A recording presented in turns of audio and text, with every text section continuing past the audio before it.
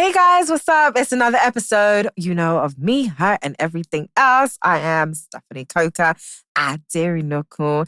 Today, I have really, oh my gosh, this is my girl crush, by the way, guys. Taymi B in the house. What the mean? Hi, Well, that Steph. rhymed. Hi. How's it going? How's life? Oh my God, we're going to talk about that. Okay, great. This is our little therapy session. Yes, let's do that. But no, how are you? I'm alive. Yeah. Actually, no. In 2023, I said I'll start. That was my 2022 because I was barely So 2023, I'm well. Thank you. Okay, that is a good one. Everyone usually says I'm fine. Yeah. Oh yeah, I'm okay. But I've started to realize that the older I get, the more that is such a lie. Like people just say that as like an auto response. Like, I'm okay, I'm fine. But I'm well. I feel like that's a bit more So I always say response. I'm alive because really, I'm just alive. Mm-hmm. I didn't tell you I was okay. I just said I'm alive. But, you're supposed to, what's the thing they say? You're supposed to say good things so that good things, exactly. I'm manifesting. So I'm well. So I will be well in money and in brain and in everything. Well, I'm well. Yes, yeah. I'm well. Hallelujah. Hallelujah. And the church said amen. Amen. Well, we are in our 30s. Yes. Yeah. We are women. We are mothers, wives, all of that stuff. Yeah. And I'm just like, yo, does anyone else feel this sense of anxiety sometimes? Like being all these things and just waking up and being in the internet age where you just go online and you see something like bad news and you have like things like children, husbands, or, family members. And it's like, when I was in my 20s, I feel like I was just living life, fearless, everything. But now it's like you wake up and it's like another thing to worry about. Yeah, it's tough. And it's tough for me because I have anxiety just normally. So like, it's now like anxiety pro max. And I didn't know, this has always been with me. So until I spoke to a therapist and, I was diagnosed, I didn't know that I thought everybody lived like this, like with this constant like worry, like you're always thinking all the time. Apparently, some people don't have anxiety. Well, I say and are good. They don't overthink. I love you and I hate you at the same time because why not me? Yeah, they don't overthink. Can you imagine? Wait, hold on. Is that a symptom? That's a thing. That's a symptom of anxiety. Overthinking? Yeah. Yeah. I thought that was like a trait. It's kind of a thing. I thought it was like a personality trait. Or well, like it might be. Astrology. I don't know. No, it's definitely not that. Definitely not the zodiacs. No, I'm here. I definitely overthink. Yeah. Overthinking is a thing that's always been a part of me. It's very unhealthy. Yeah. It's very limiting because let me tell you how bad it is. When I wake up in the morning, I can't just go into the shower. Like I need to find my outfit first and put it on the bed. Like it cannot be out of order. So there is never a time where I don't have my outfit before I shower. Is that because I've thought and I've been thinking about it. So as I've been sleeping, I know I'm coming here tomorrow. I've been thinking, what am I going to wear? Oh my God, that's my life. Isn't that like just being organized? It's not. I thought that, but apparently it's not. Because some people live on vibes. They just wake up. They don't know what is happening.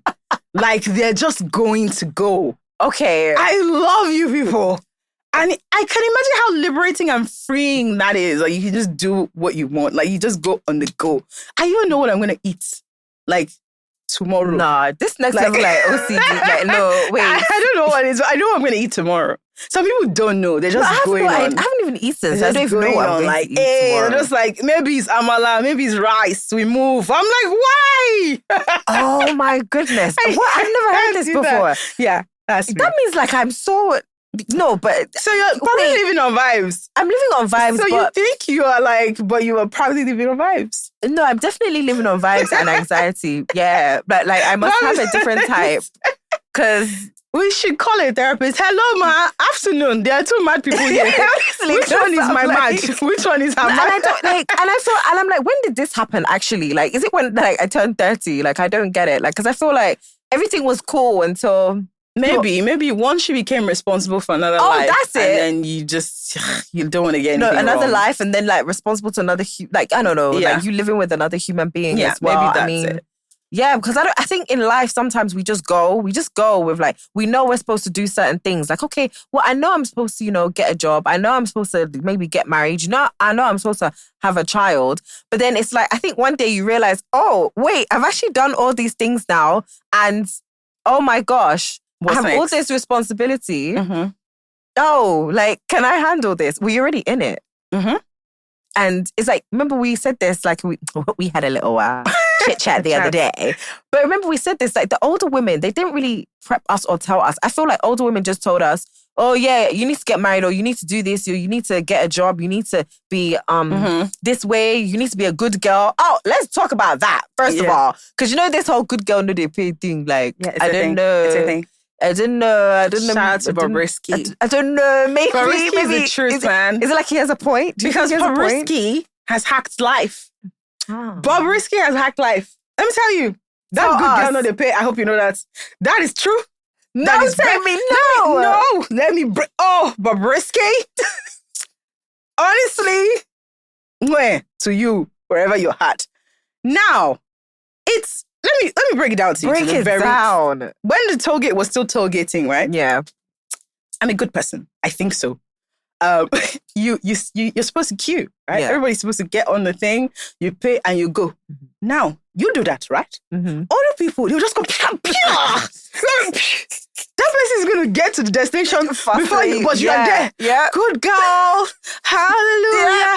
Good girl. They will pew you. You will get to walk late, but they'll be pewing. Mm-hmm. You see those pewers? Mm-hmm. They're not doing the right thing. Mm-hmm. If this was a normal country, Mm-hmm. they would be arrested because Right. why are you pewing, right? Yeah. Exactly. That's Bobrisky for you. And I'll be on that. You're like, good girl, do they pay? I hope you know that. I ought to have pewed, but I don't have the liver. So for you to not be a good girl, you have to have like... Oh my God, I said this to someone. You have So to like, have yep. No, that I don't have. I But was I'm definitely getting saying it this year. No, wait, what does that mean? Hold up.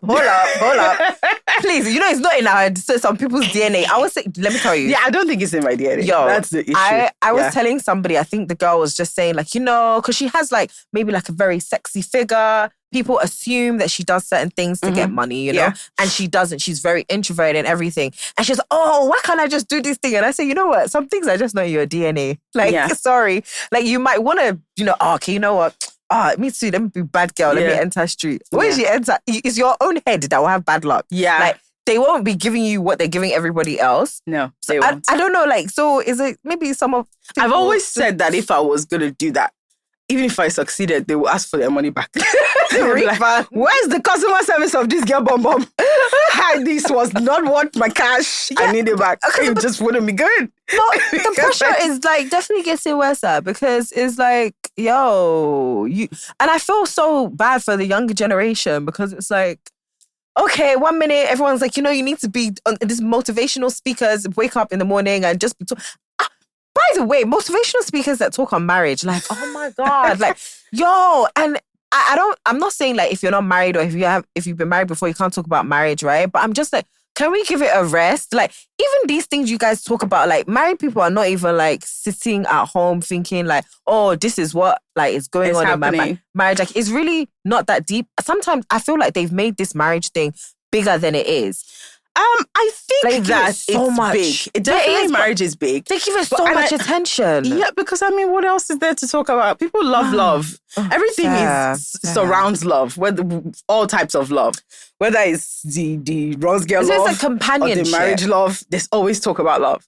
I think that it's important to talk about marriage, but I think everybody's saying the wrong things. I think that you just need to prepare people, both men and women, for what it is. Because a lot of people don't know what it is, even the people talking about it. That's my point. And I certainly never understood how much of a commitment it was, how like important it is, what the expectations are. Like, there are things you should know. I had no idea. I got married when I was 23 years old.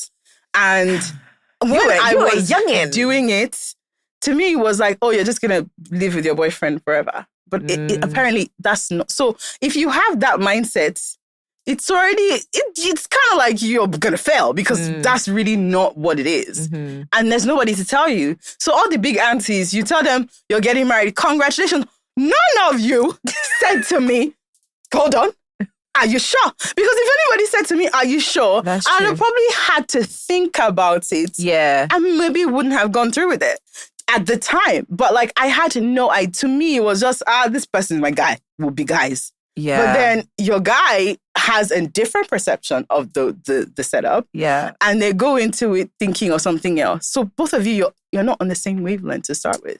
So there's that. So a lot of women, young women, just need to know what it is. What is expected. Like there should be a school just to know. Sure. So that you know. And then when you know and you graduate from the school, you can make an informed decision as to whether this is what you want to do. Right? Because I feel like if a lot of people really knew what the realities are and could be, they probably wouldn't do it. Well, I feel like sometimes people just feel like, I've been with you. I've had a guy, I've had a guy come tell me that like, yo, I'm going to propose to my girlfriend. And I'm like, oh, okay, that's nice. Obviously way back. But like, oh yeah, I'm like, okay, why? It's like, oh, because I've been with her for a long time. And like, you know, I can't, like, I'll feel so bad if I do it with someone. Like, I can't do it with someone else because I've been with this person for a long time. And it's like, but do you really want to marry this person? Or are you just doing it because you feel like it's a debt you have to pay for wasting their time? Yeah. I did see like, I think Mo Cheddar was saying that she was engaged for like 10 years. And I know some people think like, oh, Lord of the Rings or whatever nonsense. But like each to their own. But I just think sometimes people feel like you have to do it because you've been with that person, like you owe them and you've wasted their time or their life. When really and truly, that's not what you want. And sometimes that's why you see people or women or men or whatever going off with people that are kind of different from what they have at home. It's like, if you wanted that, why don't you go for that? I mean, this is a very interesting angle. Because my sister was talking to me about it yesterday and I was like, what you're trying to do is kind of find a roadmap to avoid heartbreak, which doesn't exist. I think men, so, and this is how I explained it to her. I said, you see the brand new Mercedes, right? This Mercedes is cha-cha. It has terrible features. Yes. Now, you can't afford to buy it outright, right? But you can afford to pay a rental. So if there was like a monthly fee to have the Mercedes, you can pay that. So like you pay that and you have the Mercedes. Like, so like you're driving the Mercedes. But it's time for you to buy a car now. Like you can't keep this up. It doesn't make sense financially. So it's time for you to buy a car. So you buy a Toyota that you can pay for upfront. Got it. And you can afford the maintenance. If anything breaks down, wait, it's not going to end your life. Yeah, somebody said, I guess. I'm a Jew. I guess. So it's like, they're with these women who are amazing women, right? But who they know that long term, they can't just afford to be with. I'm not talking financially, I'm talking just in general. And I think that's and because men always choose themselves. In my experience, most men, before they come, most men. Oh yeah, please. Most men maybe will you add always, a percentage because you know here, if you say anything. Most men, in my experience, most men will always pick themselves. So it's very selfish behavior, but like they want everything. They want, so I want the babe with the bum bum, but I also want the babe with the boobs. But then I also want to go to bed with the babe that prays. Yeah. So hallelujah, I'm going to be with the babe. That's it. That is such a great point. And that's the thing that I think women don't behave like that. Our outlook is very different. Like we don't think, oh, we need to have it all. But they actually want to have it all. Because that's why they're like stepping out to go check this one out. Yeah, they want to have most of it all. I think, and I wouldn't say settle. I think it is more like you can manage that you don't have a maybe 6 foot whatever. You can manage the 5 foot something, even though that would be your preference. But you say, okay, that's not really like, you know, the big deal. Like you look at the bigger picture, right? But with men, I think it might be a case of, okay, yeah, I like her. I love her. I can actually, you know, live with her for the rest of my life. But there's there's still that leeway where I can just go out and play with something else later. Yeah, men can, full chest, let's go. We move. But women, I think also the older women also teach us that. So it's like we're programmed to always manage. Yeah. It's like, just manage now. Just, watch it beat you and so what? are you the first to be beaten? That's the vibe. You are driving a Range Rover. In my days, I was driving a small car and I was still being beaten. So you are enjoying yourself. That's what they said. So you too, you'll be like, okay, well, at least God has done my best. So let me just manage the That's beating. it. It's like you have... You see, you manage money. That's it. Do you not see all those That's trends on it. TikTok? What I bought with 2K. It's a thing. It's like, oh, I bought this with 2K. I'm a manager. Oh, I don't have house help. I don't have a driver. I do everything for myself. I'm a manager. And it's a plot. Like, we love women who are very good at struggling. Yeah, and Which should not be the case. Men, they don't struggle for anything. They can't. It's not in them. Now, when men get money, you will see that their spec has changed. Yeah. Yeah, their eyes like... what's he there? Yeah, body don't enter. So. Yeah, it's true. When men get money, that's why, see, you but know if a woman real gets man money, when what money, happens? She buys a mess. Father Lord, I'm still on the seats. And look at your orders that you love. No problem. I'll wait. No, seriously, when women get money, they don't change their spec. They don't change their spec, but they take less nonsense.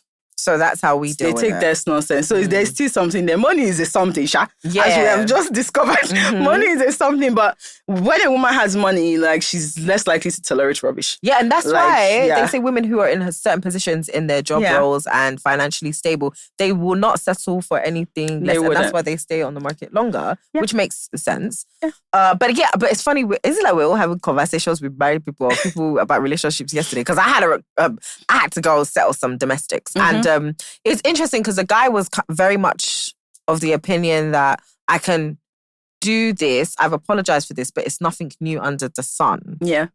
And it was like, wow. Obviously, everybody has heard that. But it's really like, you really believe this and you really feel like you can say this. It's crazy. Because that means in society, we really have believed that, okay, anything a man does is okay because he's a man. And, we just have to kind of like just manage it because, he does other things. Like he does other good things.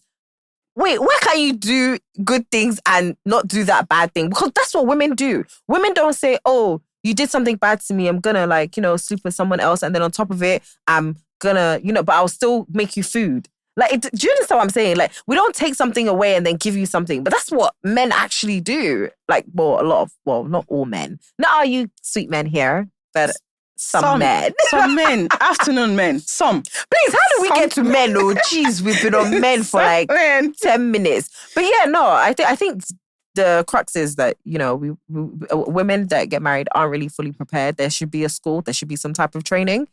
Yeah. You should still end up in a happy marriage, but it's really like you're just navigating every day. I think that at the end of the day, marriage is really, yes, it's difficult. It helps to be prepared so you kind of know what you face, but it helps when the person you're with is also evolving and like is open and is learning and and is kind.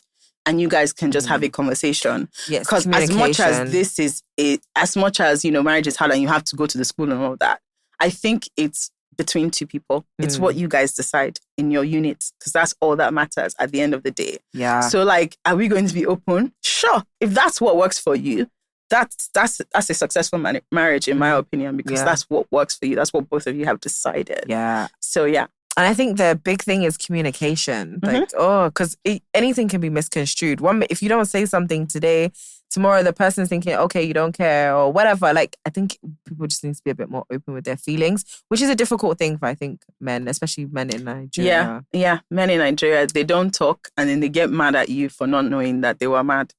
And it's like, am I a wizard? Or do I look like witchcraft? Psychic. And it always comes up when you say your own stuff. You were like, oh, I don't like that you didn't reply me. Ed, you know how many times you replied me? I didn't say anything. It's like, oh, whoa. That's none of my business. I'm talking about my thing. Yeah. If you had an issue, talk about it. So men don't, and I think it's also because they've been told to shut up a lot. Yes. Since they were babies, you're not allowed to cry. You're not allowed to feel. Boy. You're not allowed to do anything. It's just, just go get on there and go. And it's unfair. Yeah. It's very unfair. So we're all messed up from. Thanks, parents. You guys did a great job. It's from foundation, really. A lot of us And it's from them as well. So it's just a cycle of just people, just hurt people, raising more hurt people who are raising more hurt people. Yeah. And I think that's the thing that I'm proud of this generation for, is that we're actually doing the work. We're actually seeking the help. Yeah. A lot of people are going to therapy, trying to learn what's wrong with me so I can be better, so that I can raise better people. Yeah, we're being more intentional. And hopefully, our kids are better people. Yeah, speaking of kids, oh my gosh. It's like you open the internet and there's something about a child. If the child is not being defiled, then something is happening at school.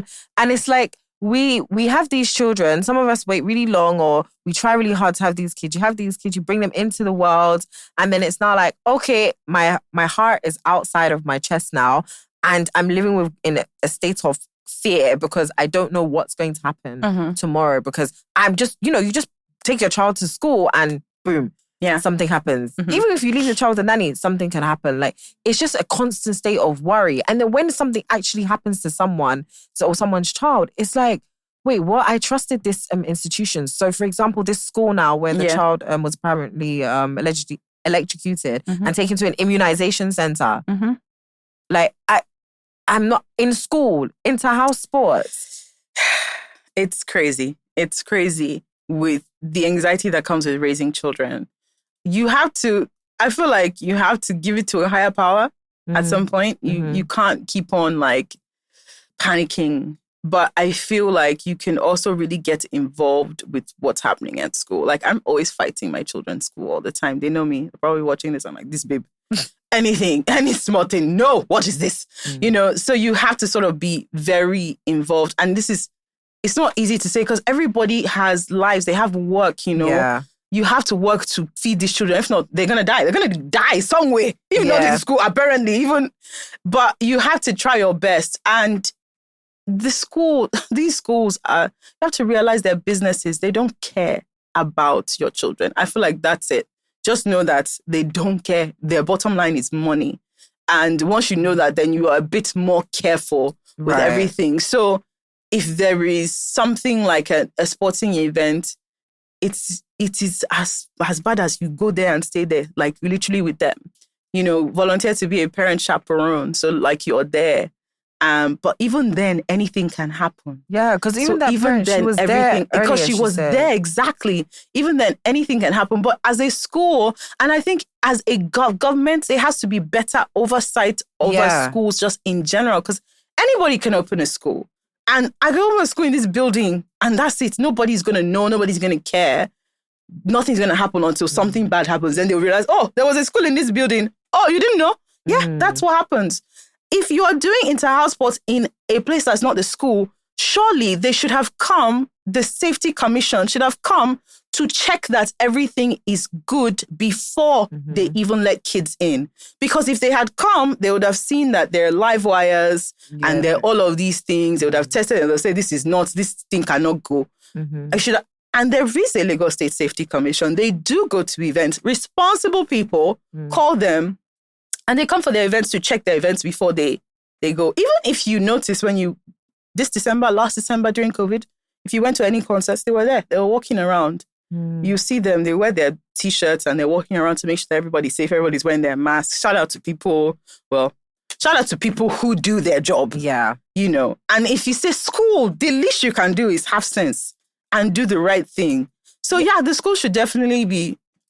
Yeah, and it's the follow-up as well. It's the aftermath of most of these schools. It's the way they deal with the situations. It's the way that they even think. Like, it's like sense. Does it evade them? Like, how is it that they ended up taking the child to an immunization center? So it's just like, gosh, I woke up, you have a child, took the child to school, and then now what is this? Like, how do you, I know you said a higher power, you can always talk to God and pray to God about that. But seriously, I feel like so many parents, especially mothers, are literally treading on thin ice with that thing, because it's like, okay, should I take my child to school? Should I homeschool them? Should I keep them locked in a cabinet so that nobody can happen at home as well? Yeah, so it's just things can happen at home as well. Fair. So you have to really give it to a higher power. I mean, try everything you can within your power to make sure you micromanage every single thing that concerns them, and then just leave the rest to God. Like in my house, there's CCTV all over the place. And mine's on time. I stay watching that all over. And I live in a place where you can't just go out.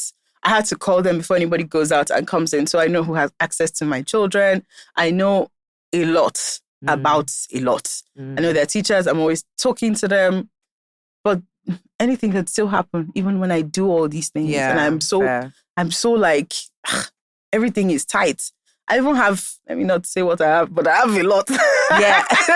Don't let the staff watch and find out. Exactly. So I have a lot to make sure that I know where they are all the time. Like all the time, I know where they are.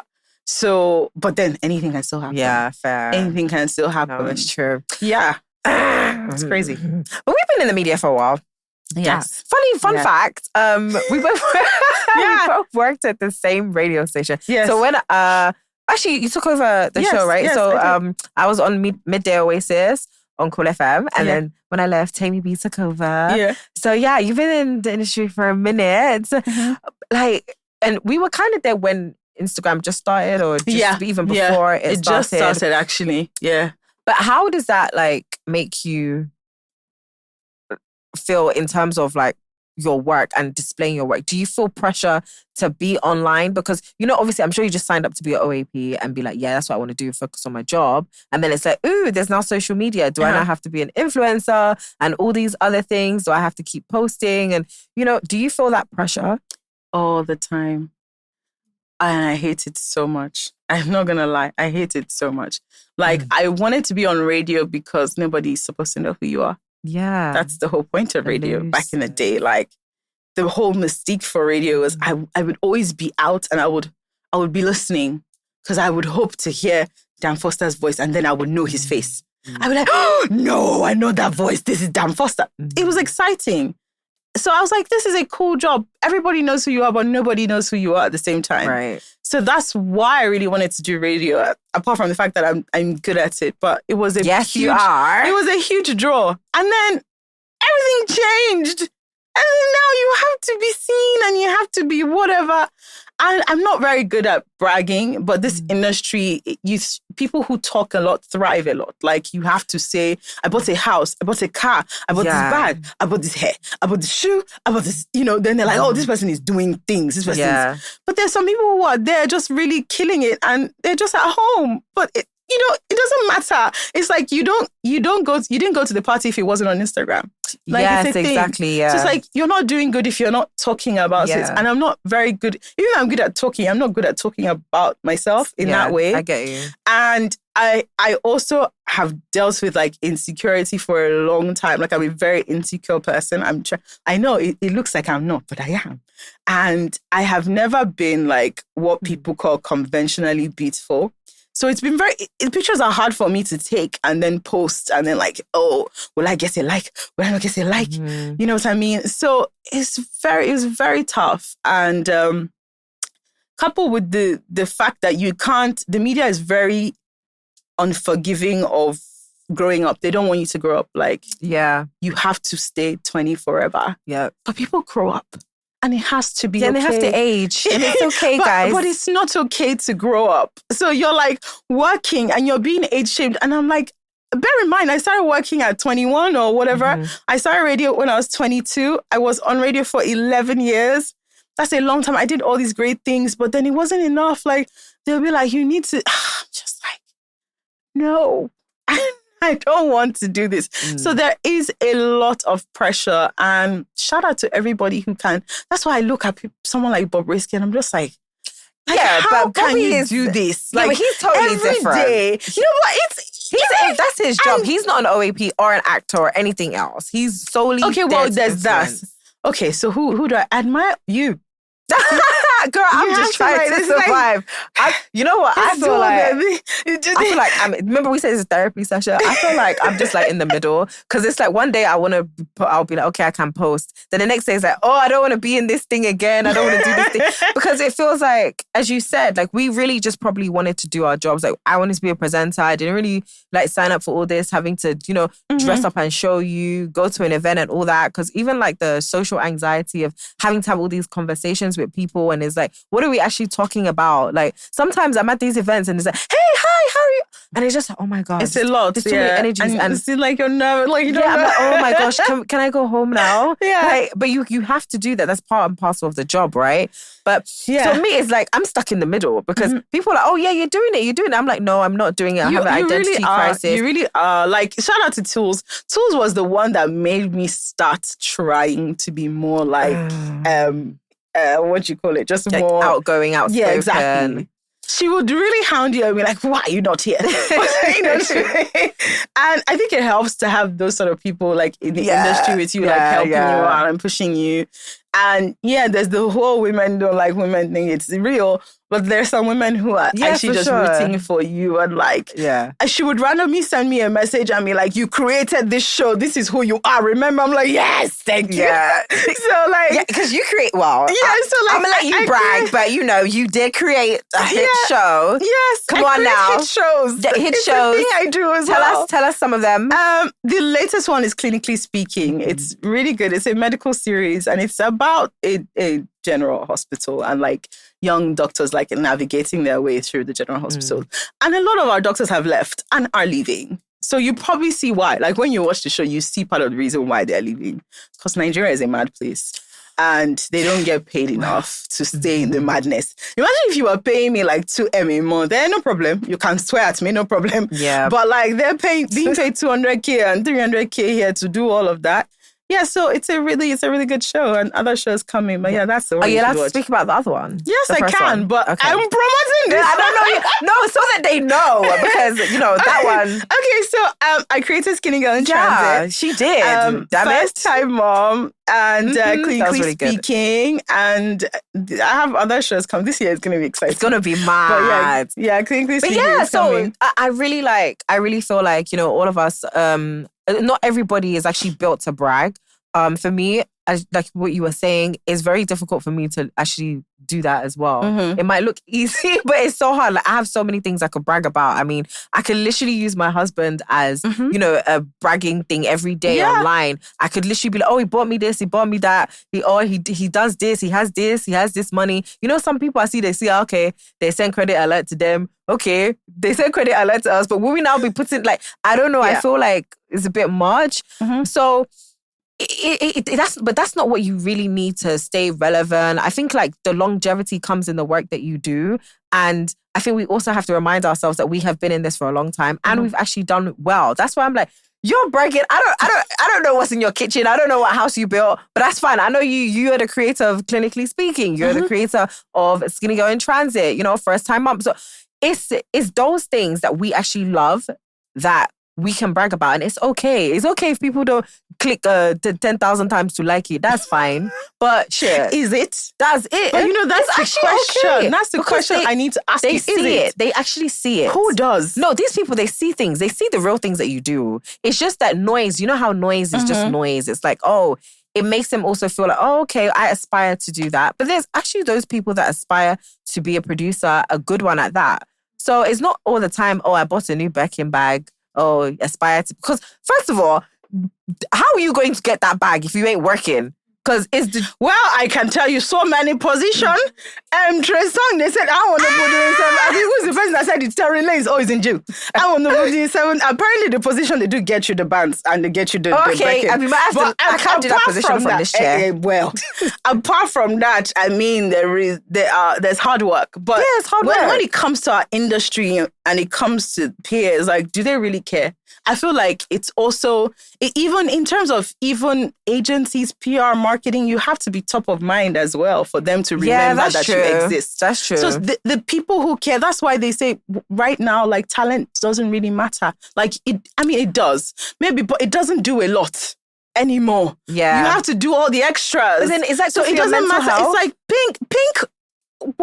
Pink is amazing, right? But she had to start with this black R&B before she like opened up and had the we are back to good girl, no they pay till again. That's where we're ending. Was she? We don't know if she's a good like girl. You have to but like you have to change. A bit of yourself to be able to flourish. Whatever.